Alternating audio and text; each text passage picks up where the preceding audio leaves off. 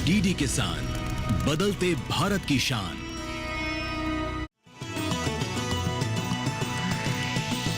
DD किसान, बदलते भारत की शान।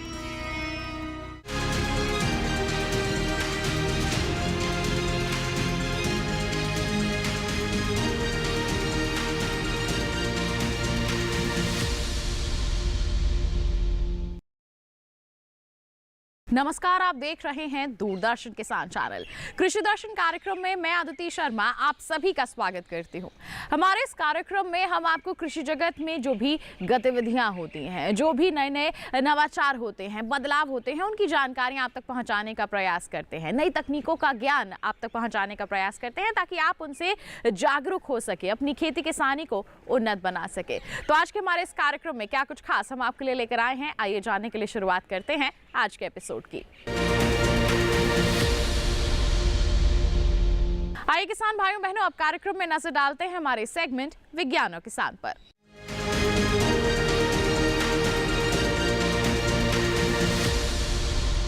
किसान भाइयों बहनों, एकीकृत खेती बहुत ही महत्वपूर्ण होती है, लेकिन इसको करने के लिए आपको कुछ सावधानियां बरतने की जरूरत है, जिनके बारे में हमें जागरूक कर रहे हैं भारतीय कृषि अनुसंधान संस्थान पूसा नई दिल्ली के वरिष्ठ वैज्ञानिक डॉक्टर विजय पूनिया। क्या कुछ कहा है उन्होंने इस संदर्भ में, जानने के लिए आइए रुख करते हैं सेगमेंट विज्ञान और किसान का। आजकल क्या है कि ज़्यादा ना उर्वरक डाल सकते, ना मिट्टी की जुताई कर सकते, तो बैलेंस होना चाहिए सब कुछ। पानी देना हो बैलेंस, सीड ट्रीटमेंट करना हो बैलेंस, उसमें हम माइक्रोबियल इनोकुलेंट्स भी डालें, राइजोबियम, और कहीं ज़रूरत हो तो फंजीसाइड से भी ट्रीट कर सकते हैं। इसके साथ ही न्यूट्रिएंट मैनेजमेंट में पोषक तत्व प्रबंधन में सभी लोग इतने दिनों से या लगातार रासायनिक उर्वरक डाल के मिट्टी की उर्वरा शक्ति तो कम ही होती है, साथ में उसमें न्यूट्रिएंट कंटेंट और ऑर्गेनिक कार्बन कंटेंट कम होता है, तो उसको भी बढ़ाना ज़रूरी है। अब एक्सपेरिमेंट इसका पर्पज़ ये है कि हम कैसे मिट्टी की स्वास्थ्य में सुधार कर सकते हैं, कैसे उत्पादकता को बढ़ा सकते हैं, या उसको सस्टेनेबल अप्रोच में हम कैसे मेंटेन कर सकते हैं, और साथ में क्वालिटी फूड। अगर ये सारी चीज़ें होगी तो अपना एनवायरनमेंट भी अच्छा होगा। इसमें नीचे ग्राउंड वाटर पॉल्यूशन या बहुत सारी चीज़ें, उनको भी हम आसानी से मैनेज कर सकते हैं। इसमें हमने काफ़ी इन्फॉर्मेशन जनरेट किए और वो हमने पब्लिश भी की है। हमारे जो स्टूडेंट्स वगैरह है या हमारी जो टीम है, हमने काफ़ी काम करके नेशनल और इंटरनेशनल मैगजीन्स पे या हमारी जो इंडियन मैगजीन्स है उनमें पब्लिश किया है, तो इन्फॉर्मेशन है। और भी कहीं टीवी टॉक या समर स्कूल या विंटर स्कूल के थ्रू हम इसको पॉपुलर करने में, मतलब जो भी लोग आते हैं या किसान भाई आते हैं, उनको हम समझाते हैं कि ऐसे हम एकीकृत फसल प्रबंधन कर सकते हैं। जलवायु परिवर्तन को ध्यान में रखते हुए संरक्षित खेती यानी पॉली हाउस में खेती को बढ़ावा दिया जा रहा है। इसमें खेती करते समय कौन सी बातों को ध्यान में रखने की जरूरत है, इसी संदर्भ में भारतीय कृषि अनुसंधान संस्थान पूसा नई दिल्ली के प्रधान वैज्ञानिक डॉक्टर प्रवीण कुमार सिंह क्या कुछ खास जानकारी दे रहे हैं, आइए नजर डालते हैं उस पर। किसान भाइयों, जैसा हम जानते हैं संरक्षित खेती की जब हम बात करते हैं तो संरक्षित खेती हम क्यों अपनाएं। सबसे पहली तो बात यह है कि संरक्षित खेती जब हम अपनाते हैं तो आपको गुणवत्तापूर्ण उत्पादन मिलता है। दूसरा, जो आपकी उत्पादकता है वो करीब 2 से 2.5 गुना बढ़ जाती है और बाज़ार में उसका बहुत अच्छा मूल्य मिलता है। तीसरा, आप ऑफ सीजन सब्जियों का उत्पादन कर सकते हैं, लेकिन इन सब के लिए महत्वपूर्ण होता है कि आप जब संरक्षित खेती की तैयारी करें तो उसमें एक तो आपको स्ट्रक्चर की ज़रूरत पड़ती है, संरचना जो कि लोहे की बनी होती है या पीवीसी पाइप्स की बनी होती है। दूसरा, उसके ऊपर का जो कवरिंग मटेरियल होता है वो पॉलीथीन शीट, वो यूवी स्टेबलाइज्ड होती है। अगर यूवी स्टेबलाइज नहीं होगी तो आपका जो पॉलीथीन है वो 1 ही साल में ख़राब हो जाएगा। इसलिए हमेशा यूवी स्टेबलाइज पॉलीथीन का इस्तेमाल करें। उसके अंदर जो फसलें लगाते हैं उनका चयन बहुत ही सावधानी पूर्वक करें, क्योंकि जब आप ऐसी फसलों का चयन करते हैं तो आपको जैसा मालूम होगा कि जो खुले खेत में उगने वाली फसलें और उनकी किस्में और जो अंदर उगने वाली फसलें और उनकी किस्में वो अलग अलग होती हैं। तो जैसे जब आप टमाटर की बात करते हैं तो अब बेल वाली टमाटर की फसलें किस्में ले सकते हैं। उनमें पूसा प्रोटेक्टेड 1 है, पूसा गोल्डन चेरी 2 है, पूसा चेरी हाइब्रिड 1 है, इन किस्मों का इस्तेमाल कर सकते हैं। इसके साथ ही जो खीरे की फसल लगाते हैं तो इसमें बिना बीज वाला खीरा या जिसे यूरोपियन खीरा कहते हैं, आप उसका उत्पादन ले सकते हैं। तो इसमें भारतीय कृषि अनुसंधान संस्थान की एक किस्म है DPC 6, आप उसका इस्तेमाल कर सकते हैं। उसके आप पंजाब खीरा 1 है, उसको ले सकते हैं। और जब आप इन फसलों को उगाते हैं तो इनको लगाने की तकनीक भी अलग होती है।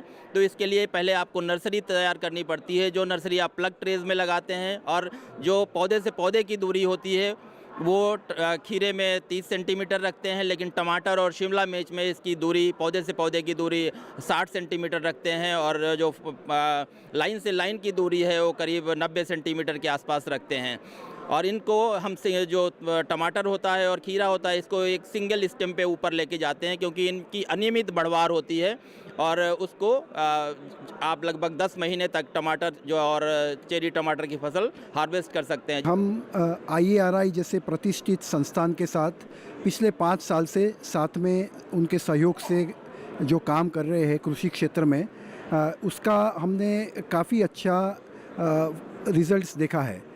हम as a raw material manufacturer हम जो पॉलीमर्स बनाते हैं वो एग्रीकल्चर में हम ड्रिप इरिगेशन, मल्च फिल्म्स और ग्रीन हाउस फिल्म्स में ज़्यादातर प्रमोट करते हैं। हम देखते हैं कि आज किसान के लिए सबसे इम्पोर्टेंट चीज़ ये है कि उसका उत्पादन कैसे बढ़े, उसका कॉस्ट ऑफ प्रोडक्शन कैसे कम हो, और जब ये होता है तभी जाके किसान की एक कमाई होती है। तो ये जो हम IARI के साथ जो प्रोजेक्ट्स किए हैं, जिसमें हमने काफ़ी पिछले 5 साल में अलग अलग IARI के कैंपस में प्रोजेक्ट्स किए हैं। हमने वो किसानों के साथ उनके साथ सेमिनार किया है, उनके साथ हमने एजुकेशन प्रोग्राम्स किए हैं, ताकि ये जो प्रिसीजन फार्मिंग की टेक्निक्स है, क्योंकि अगर आप देखेंगे तो ड्रिप इरिगेशन वगैरह से पानी की बहुत बचत होती है। उससे हमने देखा है कि जैसे पैडी जैसा क्रॉप आप काफ़ी ऐसे रीजन में ग्रो कर सकते हैं जहां अभी पानी की कमी है। तो ये सब सक्सेसफुल प्रोजेक्ट हमने किया है। हमने काफ़ी जगह पे ये सेमिनार्स में प्रमोट किया है। And we believe in the Indian market because the Indian market is a market with strong growth, and the growth is driven by a strong population growth. We've always been working very closely with the Indian markets and the Indian consumers because we believe that the innovation is important and that we make tailored solution for the Indian customers.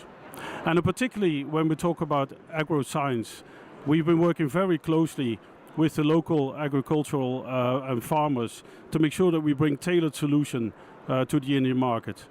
And we're very proud to have worked for quite some time now with IARI to make sure that our solutions really fit, let's say, the Indian local needs and requirements.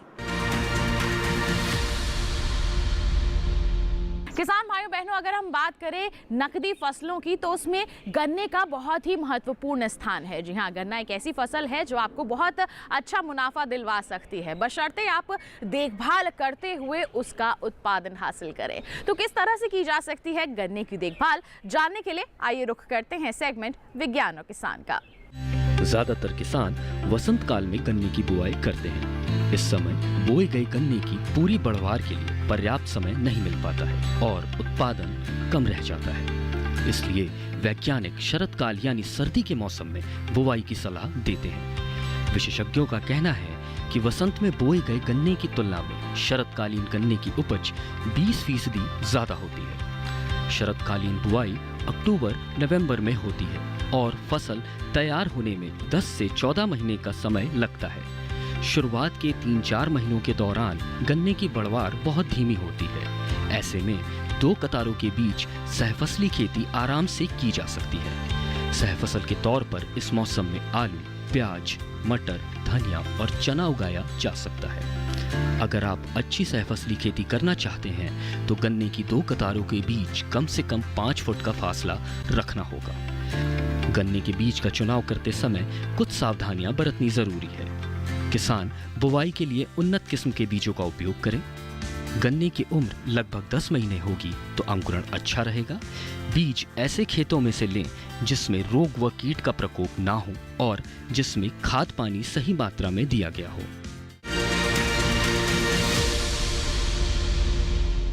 कार्यक्रम में फिलहाल रुक रहे हैं एक छोटे से break के लिए। आप कहीं मत जाइए, हम जल्द ही हाजिर होंगे। बने रहिए दूरदर्शन किसान पर, देखते रहिए कार्यक्रम कृषि दर्शन।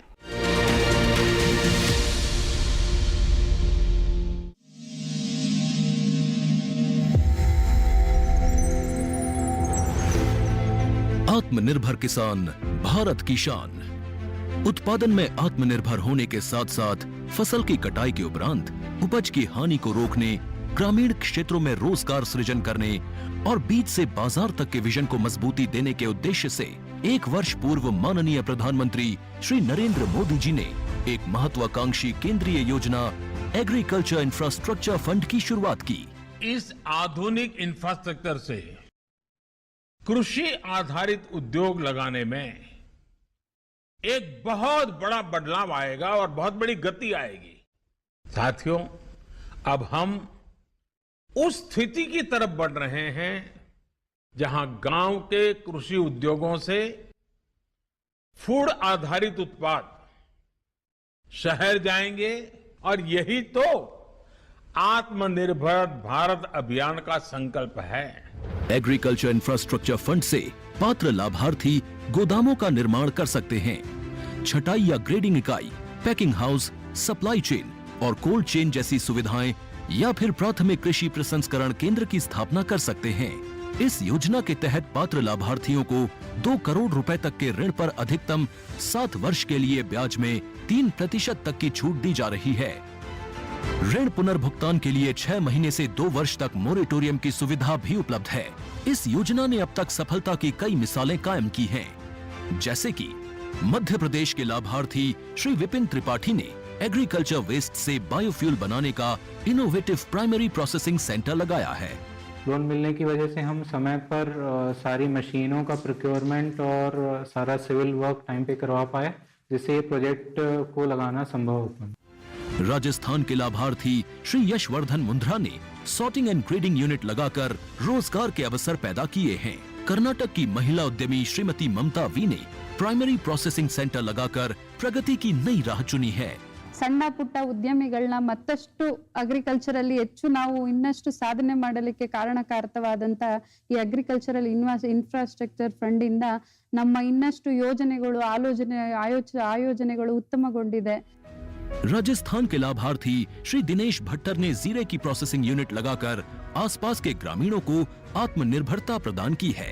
महाराष्ट्र के लाभार्थी श्री अनूप कुमार मोहता ने वेयर हाउस बनाकर अन्न भंडारण को सुनिश्चित किया है। आज देश के कोने कोने से किसान, कृषि उद्यमी, किसान उत्पादक संघ, प्राथमिक कृषि सहकारी समितियां, स्वयं सहायता समूह और कृषि उपज मंडियां इस योजना का लाभ उठा रहे हैं।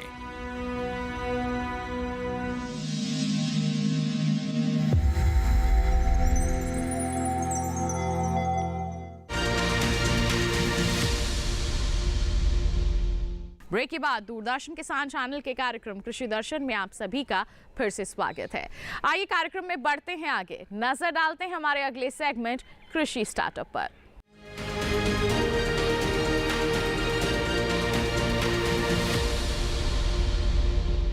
हमारे सेगमेंट में हम आपको रूबरू करवाते हैं खेती किसानी के क्षेत्र में एक मिसाल बन चुके हमारे किसान भाई या बहन से। जी हां, हमारे सफल किसानों से आपको रूबरू करवाते हैं ताकि आप उनकी दास्तान को जानकर, उनके सफर को जानकर उनसे प्रेरित हो सके और आप भी सफलता की ऊंचाइयों को छू सके। तो कौन है आज के हमारे सफल किसान, जानने के लिए आइए नजर डालें सेगमेंट कृषि स्टार्टअप पर।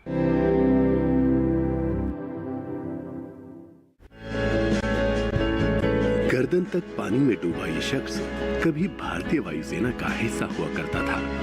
2003 में इन्होंने नौकरी को अलविदा कहा और अपना कारोबार शुरू किया। जिस काम में भी हाथ डाला, कामयाबी ने कदम चूमे। फिर एक दिन ये रांची विश्वविद्यालय में मछली विभाग के संपर्क में आए। यहीं पर इनके जहन में मछली पालने का ख्याल आया। इसके बाद इन्होंने आगरा में जमीन लीज पर ली और काम शुरू कर दिया। ये बात 2016 की है। बाद में इन्हें मछली पालन से जुड़ी कई सरकारी योजनाओं के बारे में भी पता चला। इन्हीं योजनाओं का लाभ उठाकर इन्होंने सरकार से अनुदान हासिल किया। इनकी मेहनत जल्द ही रंग ले आई और अगले ही साल यानी 2017 में इन्हें आगरा मंडल में मछली उत्पादन का पुरस्कार मिल गया।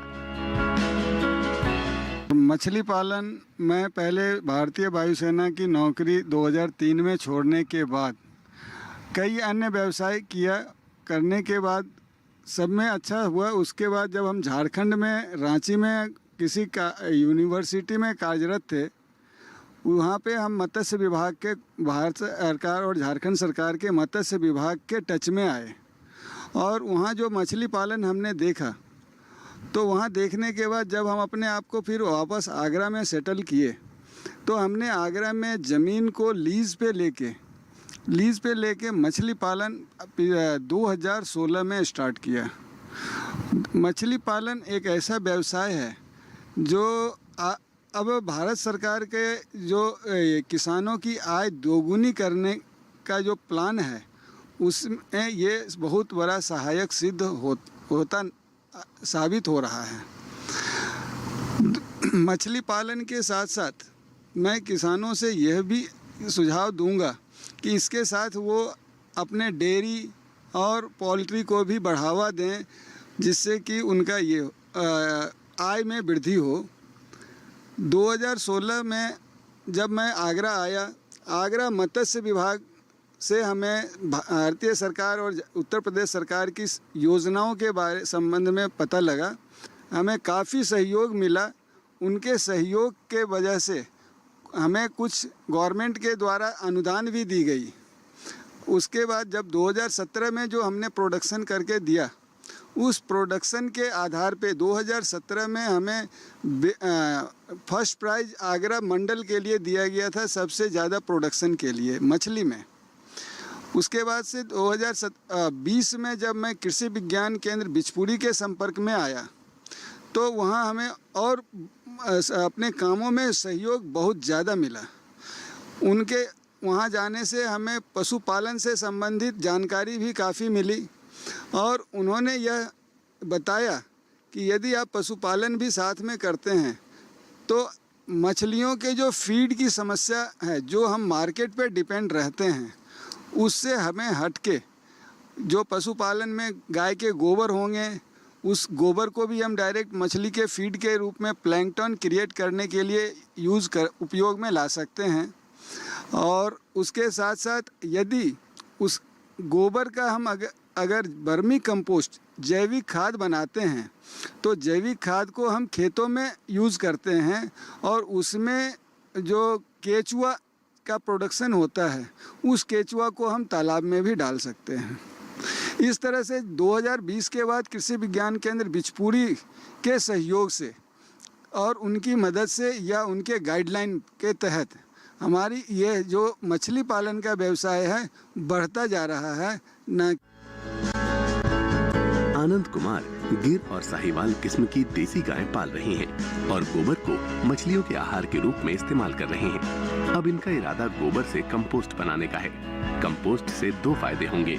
पहला तो ये कि खेतों के लिए प्राकृतिक खाद मिल जाएगी और दूसरे मछलियों के लिए पर्याप्त मात्रा में केंचुए। मछलियों को बढ़वार के लिए प्रोटीन की जरूरत होती है और केंचुए में काफी मात्रा में प्रोटीन पाया जाता है।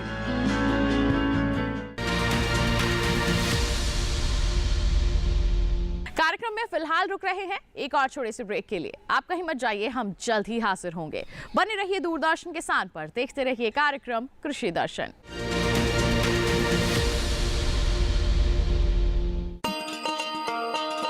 किसान भाइयों गांठ बांध लो, गांठ बांध लो। बात बहुत है काम की, समृद्धि के पैगाम की।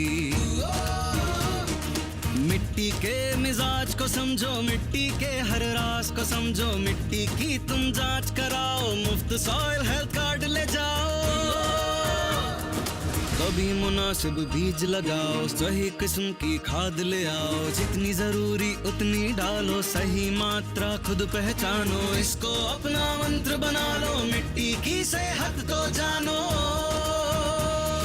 बात बहुत है काम की, कम लागत अधिक वरदान की। किसान भाइयों गांठ बांध लो, आज ही मिट्टी की जांच कराएं। राज्य सरकार के कृषि अधिकारी से संपर्क करें और मुफ्त में सॉइल हेल्थ कार्ड पाएं। कृषि और किसान कल्याण मंत्रालय द्वारा किसान हित में जारी।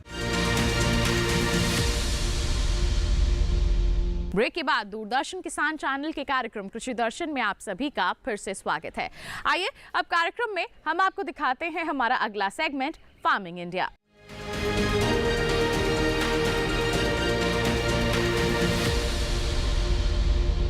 आज बात होगी किसान क्रेडिट कार्ड के बारे में। जी हाँ, एक छोटा सा कार्ड है जिसे आमतौर पर केसीसी के नाम से जाना जाता है, लेकिन ये बहुत ही ज़्यादा महत्वपूर्ण कार्ड है। हमारे किसानों को आर्थिक मजबूती प्रदान करता है। तो किस तरह से केसीसी बन रहा है किसानों का साथी, जानने के लिए रुख करते हैं फार्मिंग इंडिया सेगमेंट का।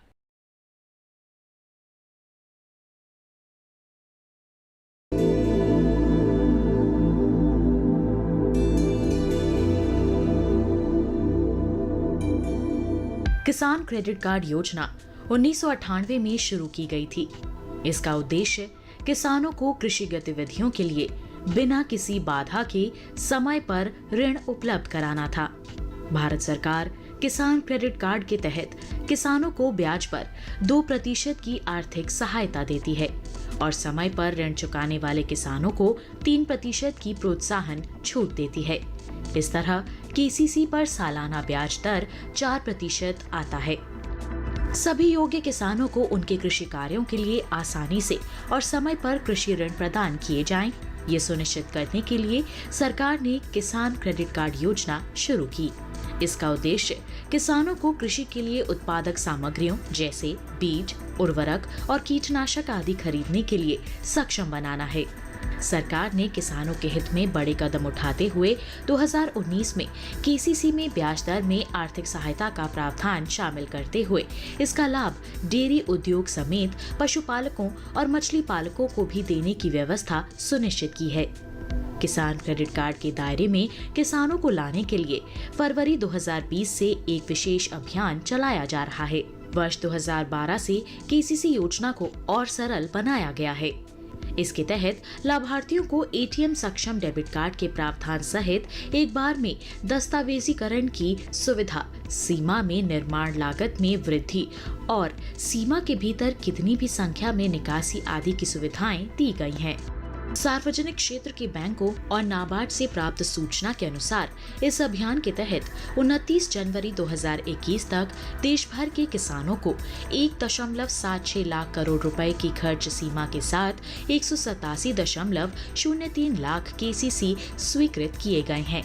किसान क्रेडिट कार्ड की वजह से किसान अपनी फसल का बीमा भी करवा सकते हैं, जिस किसी भी कारण से अपनी फसल नष्ट होने पर उनको मुआवजा भी दिया जाता है, जैसे बाढ़ की स्थिति में फसल का डूब के नष्ट हो जाना या सूखा पड़ने पर फसल का जल जाना आदि सुविधाओं में यह किसान क्रेडिट कार्ड बहुत ही ज्यादा काम आता है।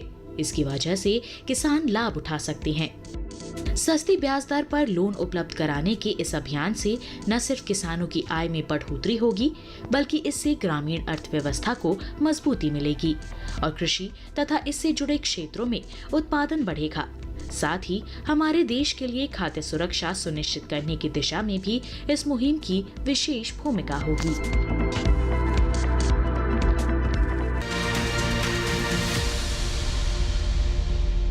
तो ये था सेगमेंट फार्मिंग इंडिया। इसी के साथ बताएं आज के कार्यक्रम में बस इतना ही। उम्मीद करते हैं जितनी भी जानकारियां आज के कार्यक्रम के दौरान आप तक पहुंचाई गई हैं, सभी आपके लिए लाभकारी साबित हुई होंगी। बता दें आपको, कार्यक्रम के लिए कोई सुझाव है आपके पास, कोई सवाल है आपके मन में, हम तक जरूर पहुंचाइए। आप हमें ईमेल कर सकते हैं। ईमेल आईडी है हमारी krishidarshandddk@gmail.com। आप हमें पत्र लिख सकते हैं।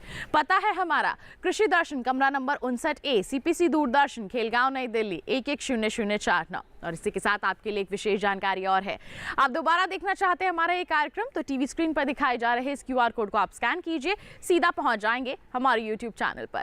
तो इसी वादे के साथ किसान भाइयों बहनों, अगले अंक में फिर होंगे हाजिर कुछ नई और महत्वपूर्ण जानकारियां लेकर। तब तक के लिए दीजिए इजाजत, लेकिन आप बने रहिए दूरदर्शन किसान पर। नमस्कार।